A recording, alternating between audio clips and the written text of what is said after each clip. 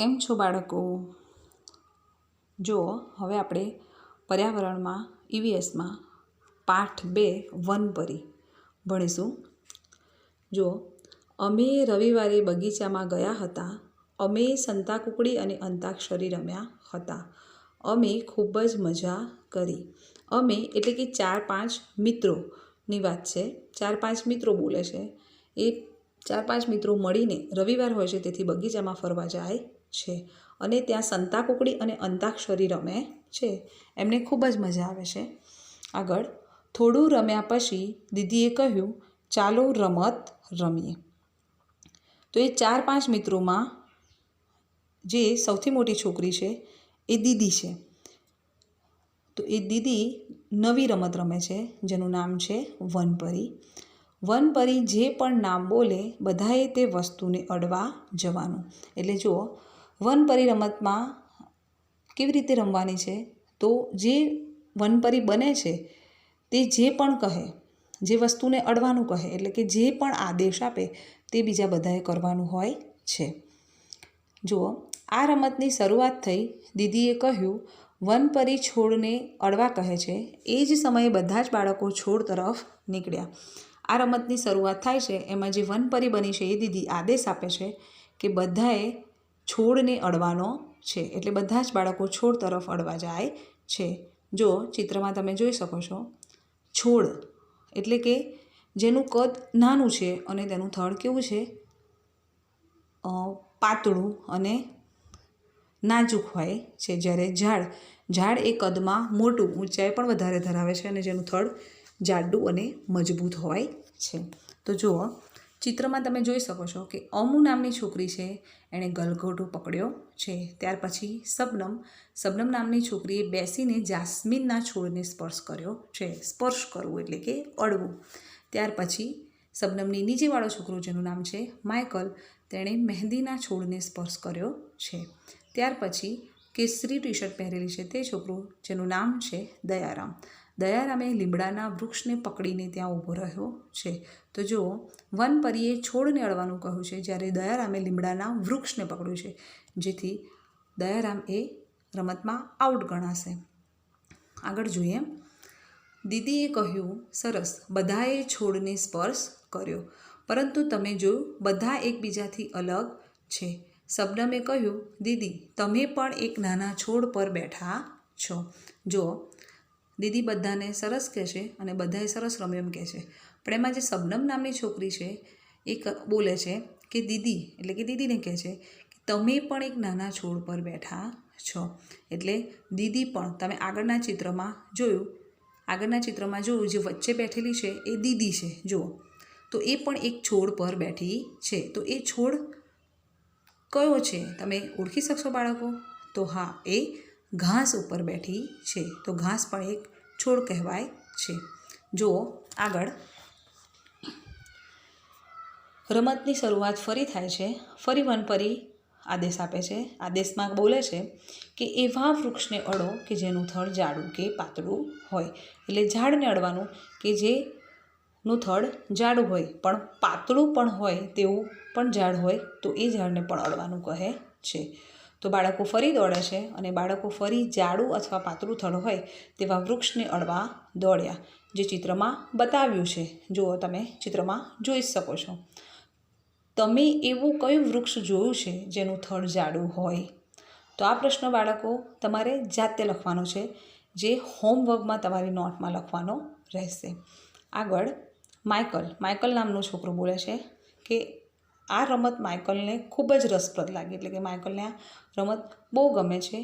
તેણે વિચારીને બોલે છે કે વનપરી કેટલી નસીબદાર છે કે બધાને આદેશ આપી શકે છે. એટલે માઇકલ એવું વિચારે છે કે વનપરીને આદેશ આપવા મળે છે એટલે ખૂબ જ નસીબદાર છે. તેથી માઇકલે કહ્યું કે મારે પણ વનપરી બનવું છે.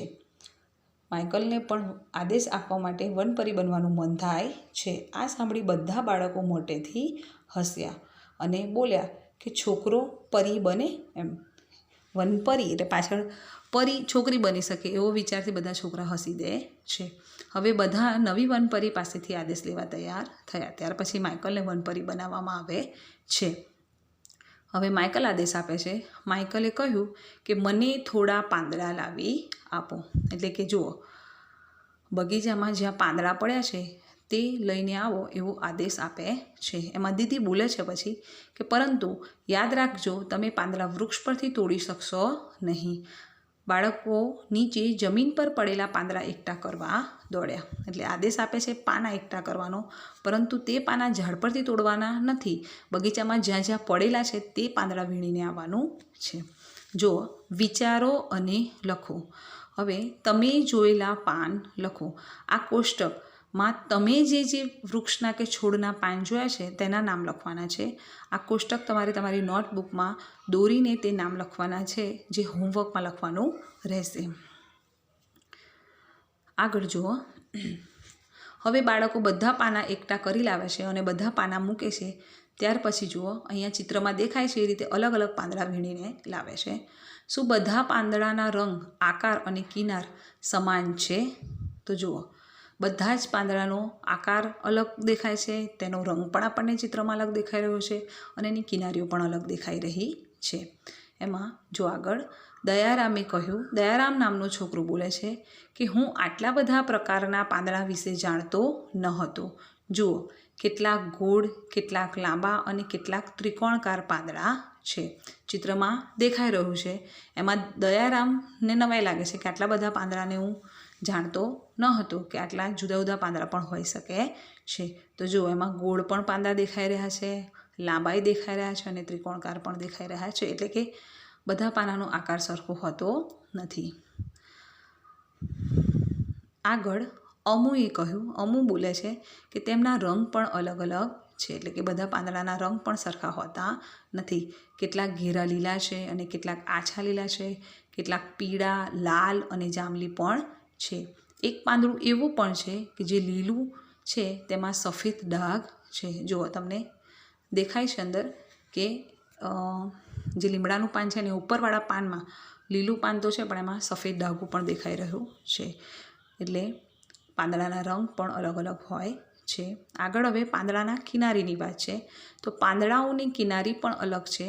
કેટલાકની કિનાર સીધી છે અને કેટલાકની આડી અવળી છે. સબને મેં કહ્યું કેટલાક પાંદડાઓની કિનાર તો કરવત જેવી છે. કરવત એટલે કે સુથારનું જે લાકડું કાપે છે એ સાધન છે. તો કેટલાક પાના તે કરવત જેવી પણ કિનારી ધરાવે છે. અમુ અને શબનમે સાથે બૂમ પાડી. જુઓ, માઇકલ વનપરી બને છે અને મન થાય છે, એટલે હવે અમુ અને શબનમને પણ વનપરી બનવાનું મન થાય છે.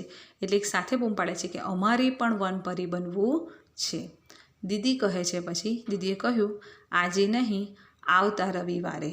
અત્યારે ઘરે જવાનો સમય થઈ ગયો છે. રસ્તામાં અમે અને દીદીએ કવિતા ગાઈ. જુઓ, હવે મોડું થઈ જાય છે એટલે દીદી એવું કહે છે કે હવે આવતા રવિવારે આવીશું ત્યારે તમને વનપરી બનાવવામાં આવશે. અત્યારે આપણે ઘરે જવાનો સમય થઈ ગયો છે. ઘરે જતાં જતાં તે લોકો વચ્ચે કવિતા ગાતા ગાતા ઘરે જાય છે. જો વાંચો અને લખો. બગીચામાં શું શું જોવા મળે છે? હવે આ કોષ્ટક પણ તમારે તમારી નોટમાં દોરી હોમવર્કમાં જવાબ લખવાનું રહેશે કે તમે લોકો જો બગીચામાં ગયા છો તો એ બગીચામાં તમે શું શું જોયું છે એનો જવાબ લખવાનો રહેશે. આગળ જુઓ, રંગ પૂરો. પાંદડા અને ફૂલમાં મનપસંદ રંગ પૂરો.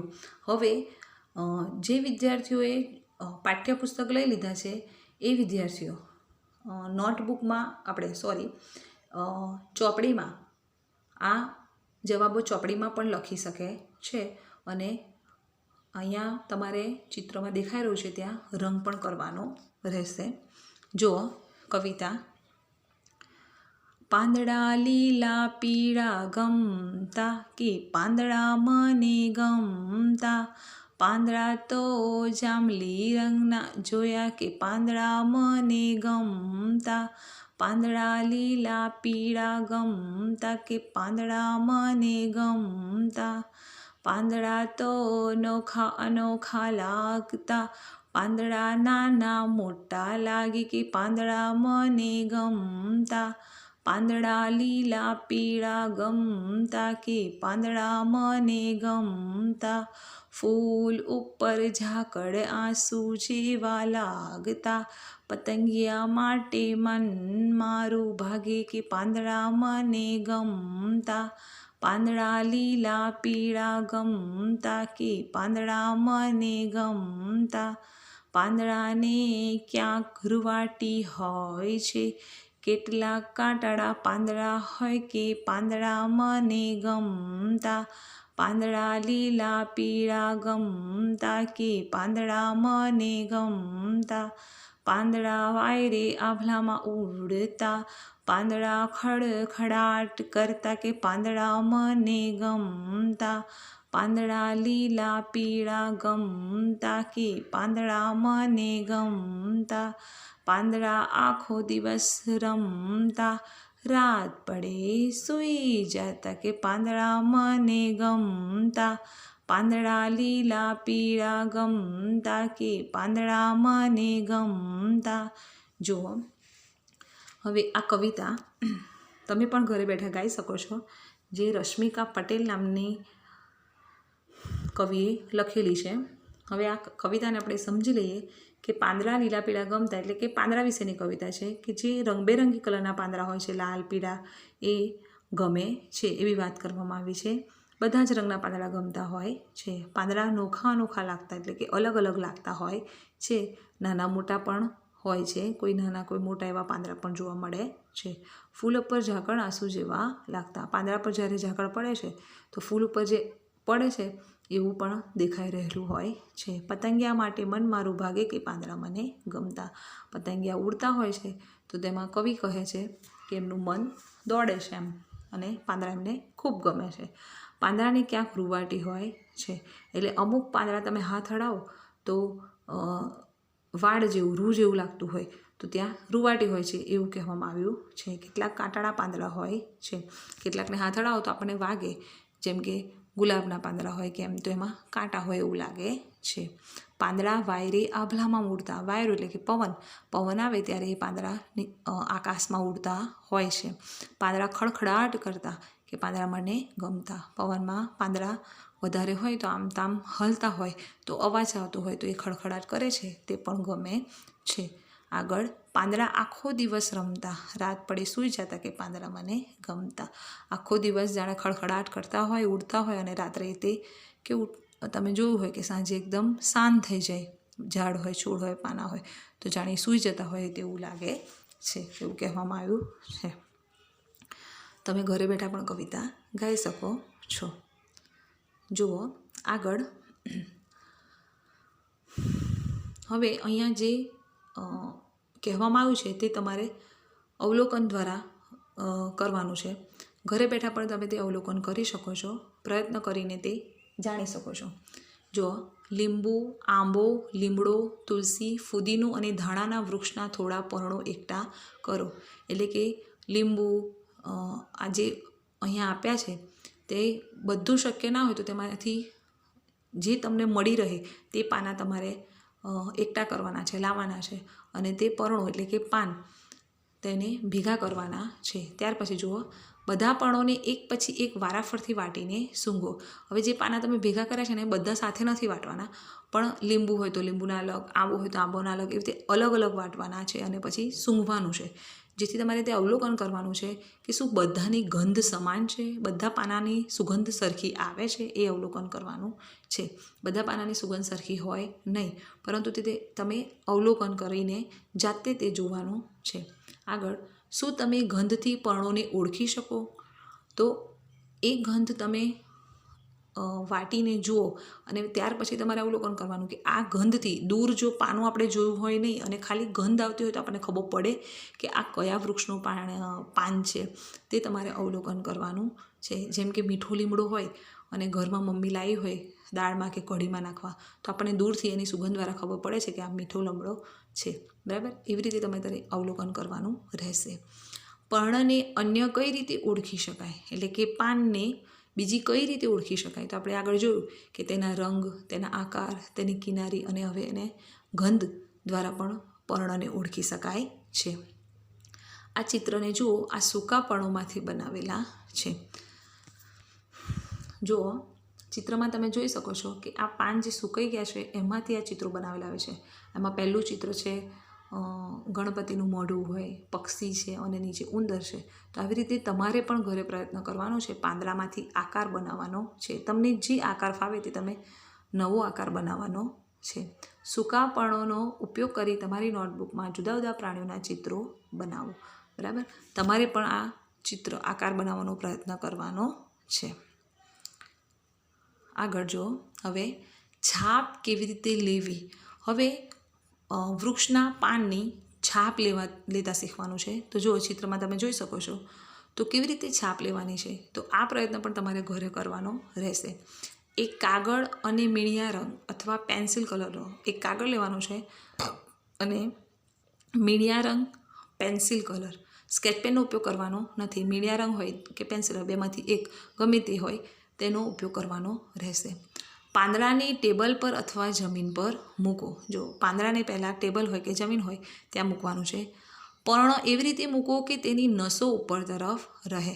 એટલે કે જો તમે પાનું જોયું હોય તો જે એનો અંદર નસો હોય છે તે જાડી, જે બહારથી ઉપસેલી હોય તે આકાર તમારે ઉપર રાખવાનો છે. અને પછી એ ઉપસેલો જે નસો હોય છે એ આકાર ઉપર કાગળ મૂકવાનું છે. પાંદડા પર કાગળ મૂકો, ત્યાર પછી તેની ઉપર મીડિયા રંગ અથવા કલર પેન્સિલ એ કાગળ ઉપર ધીરેથી ઘસો. કાગળ કે પાંદડું ખસી ન જાય તેનું ધ્યાન રાખો. એટલે કલર ઉપર ધીરે ધીરે ઘસવાનો છે, જેથી કાગળ કે પાંદડું ખસી ન જાય કે ફાટી ન જાય તેનું ધ્યાન રાખવાનું છે. હવે આગળ જુઓ, આ જ રીતે વૃક્ષના થડની છાપ લો. હવે આ જ રીતે ચિત્રમાં આપણે જોઈ શકીએ છીએ કે છોકરી એ ઝાડના થડની છાપ લઈ રહી છે. એ રીતે પણ જો તમારી આજુબાજુ ઝાડ હોય અને જો શક્ય હોય તો જ તમારે આ પ્રયત્ન કરવાનો રહેશે. કે કાગળ વૃક્ષના થડ ઉપર મૂકવાનું છે, મૂકવું એટલે કે કાગળ થડ પર મૂકવાનું. ત્યાર પછી તેના પર મીડિયા રંગ અથવા કલર પેન્સિલ તેના પર ઘસો. જો તમે થડની છાપ બનાવી દીધી. જો એવી રીતે છાપ બનશે. બીજાએ બનાવેલી છાપ જુઓ. શું જુદા જુદા વૃક્ષની છાપ સમાન છે? તો ના, જુદા જુદા વૃક્ષની છાપ સમાન નથી. જો આપણે વર્ગખંડમાં હોત તો આપણે બધાની છાપ જુઓ, બધા જની છાપ સરખી હોતી નથી. કયા પાંદડાની છાપ સારી છે? તો જે ઉપસેલું હોય, જેની નસો બહાર તરફ ઉપસેલી હોય અને ખરબચડા પાંદડા હોય તેની છાપ સારી હોય છે. કયા વૃક્ષના થડની છાપ લેવામાં તકલીફ પડી? તો જે વૃક્ષના થડ લીલા અને નાજુક હતા તેની છાપ લેવામાં તકલીફ પડે. તો આવું કેમ થાય? કારણ કે તે ખૂબ જ લીસા અને પાતળા હોય, તેથી તેની છાપ લેવામાં મુશ્કેલી પડે. હવે આગળ જુઓ, આગળનો પ્રશ્ન છે, બધા જ વૃક્ષની છાલ સરખી હોય તો શું થાય? તો સાંભળો, બધા જ વૃક્ષની છાલ સરખી હોય તો બધા જ વૃક્ષના થડનો આકાર અને રંગ એક સરખો લાગે. જો બધા જ વૃક્ષની છાલ સરખી અને લીસી હોય તો વૃક્ષ પર ચડવામાં તકલીફ પડે અને વૃક્ષને ઓળખવામાં પણ તકલીફ પડે. બરાબર. હવે આગળ, કયા વૃક્ષની છાલની છાપ પાડી શકાય નહીં? શા માટે? તો જે વૃક્ષના થડની છાપ લીસી હોય તેની છાપ પાડી શકાય નહીં, કારણ કે લીસી સપાટીની છાપ પાડી શકાતી નથી. છાપ પડવા માટે વૃક્ષના થડની સપાટી ઉપસેલી અથવા ખરબચડી હોવી જોઈએ, તો જ છાપ સારી પડી શકે છે. હવે જુઓ આગળ, જુઓ અને લખો. ચિત્ર જુઓ, ચિત્રમાં શું શું દેખાય છે તેના નામ લખો. તમે બાળકો ચિત્ર જોઈ શકો છો. આ ચિત્રમાં શું તમને દેખાય છે તે તમારે નીચેના કોષ્ટકમાં લખવાનું રહેશે. બરાબર, આ તમારે હોમવર્કમાં લખવાનું છે. તો જો ચિત્રમાં ફોટો ફ્રેમ, બારીનો પડદો, છોકરી પુસ્તક વાંચી રહી છે તે, ઓશીકું, ચાદર, ગાલીચો વગેરે દેખાઈ રહ્યું છે તે અંદર કોષ્ટકમાં લખવાનું રહેશે. હવે જુઓ આગળ, વિચારો અને લખો. આ પ્રશ્નના જવાબ તમારે જાતે વિચારીને લખવાના છે. આ પણ તમારે હોમવર્કમાં લખવાનું રહેશે. ઘરમાં જે વસ્તુઓ પર પર્ણો અને ફૂલોની છાપ હોય તેમના નામ લખો. તમારા ઘરમાં જે બી વસ્તુ ઉપર પાન કે ફૂલની છાપ પાડેલી હોય તેના નામ લખવાના છે. બીજો પ્રશ્ન, તમે જોયેલા કેટલાક વૃક્ષના નામ લખો. તમે જે વૃક્ષો જોયા છે તેના નામ લખવાના છે. ત્રીજો પ્રશ્ન, શું કોઈ એવા છોડ છે જે વિશે તમે સાંભળ્યું છે પણ જોયા નથી? બરાબર બાળકો, તમે છોડ વૃક્ષો તો જોયા જ હશે, પણ એવું કોઈ વૃક્ષ છે કે જે તમે સાંભળ્યું છે, કોઈ વાત કરતું હોય કે મમ્મી પપ્પા હોય કે દાદા દાદી હોય, કોઈના મોઢે સાંભળ્યું છે પણ જોયું નથી, તો એવા વૃક્ષના નામ તમારે લખવાના રહેશે. આગળ જુઓ, શોધો અને કહો. આ પ્રશ્નો છે જે તમારે તમારા વડીલો પાસેથી જાણવાના છે, લખવાના નથી પરંતુ તે જાણવાના છે કે વડીલોને અત્યારે જોવા મળતા ન હોય તેવા વૃક્ષ વિશે પૂછવું. એમ જે અત્યારે વૃક્ષો નથી જોવા મળતા તેવા વૃક્ષ વિશે પૂછવાનું છે. વડીલોને પૂછો કે કયા વૃક્ષો અત્યારે છે પરંતુ જે પહેલાં ન હતા. અને બીજો પ્રશ્ન એવો છે કે જે વૃક્ષો અત્યારે છે પરંતુ એમના જમાનામાં એમની વખતે ન હતા તેવા વૃક્ષોની જાણકારી મેળવવાની રહેશે. હવે જો આગળ પ્રવૃત્તિ છે બાળકો, જે તમારે ઘરે બેઠે પણ તમે કરી શકો છો અને કરવાની છે. વૃક્ષ સાથે મિત્રતા, એટલે તમે જે વૃક્ષ જોયું છે કે ઓળખ્યું છે કે તમારી આજુબાજુ છે એમાંથી કોઈ પણ એક વૃક્ષને ગમાડવાનું છે. એને નક્કી કરીને તેને મનપસંદ વૃક્ષ બનાવવાનું છે અને તેની સાથે તમારી સહેલી હોય, પછી છોકરાઓને તો મિત્ર હોય, એ રીતે એ વૃક્ષને પણ તમારે તમારું મિત્ર બનાવવાનો છે. તમારા શાળા તો અત્યારે તમે આવી નથી શકતા, એટલે તમારા ઘરની નજીક જો વૃક્ષો હોય તો તેને પસંદ કરીને તેની સાથે મિત્રતા કરવાની છે. આગળ જુઓ, સ્થાયી મિત્રતા, એટલે કે હવે આગળ જે પ્રશ્નો છે એ પ્રમાણે તમારે તે મિત્ર વૃક્ષ પસંદ કરીને તેનું જાણકારી મેળવવાની છે. જો આગળ, મિત્ર વૃક્ષ શાનું છે, તો તમે જેને મિત્ર બનાવ્યું છે એ કયું વૃક્ષ છે તેનું નામ લખવાનું છે. તમે ના જાણતા હો તો તેને પૂછો. જો એ વૃક્ષનું નામ તમને ખબર ના હોય તો તમારે બીજા કોઈને પૂછીને તે લખવાનું રહેશે. બીજો પ્રશ્ન, શું તમે તમારા વૃક્ષ મિત્રને કોઈ ખાસ નામ આપવાનું પસંદ કરશો? હવે તમે જેને જે મિત્ર બનાવ્યું છે તે વૃક્ષને તમારે તમારું નામ આપવાનું છે. ત્રીજો પ્રશ્ન, તમે તમારા વૃક્ષ મિત્રને શું નામ આપશો? હવે એ નક્કી કરવાનું છે કે તમે તમારા મિત્રને વૃક્ષને શું નામ આપશો અને એ જવાબમાં પણ લખવાનું છે. આગળ જુઓ, તમારો મિત્ર વૃક્ષ કયા ફૂલ અને ફળ આપશે?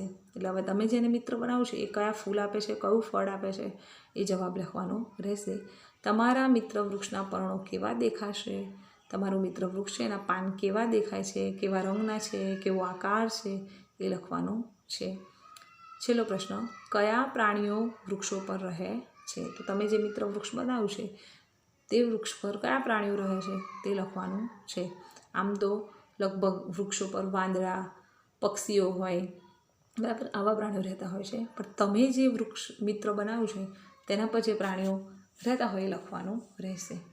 આગળ જુઓ, રંગ પૂરો. તો હવે અહીંયા તમારા વૃક્ષ મિત્ર વિશે વધારે જાણો, તમે અન્યને પણ એની માહિતી પૂછી શકો છો.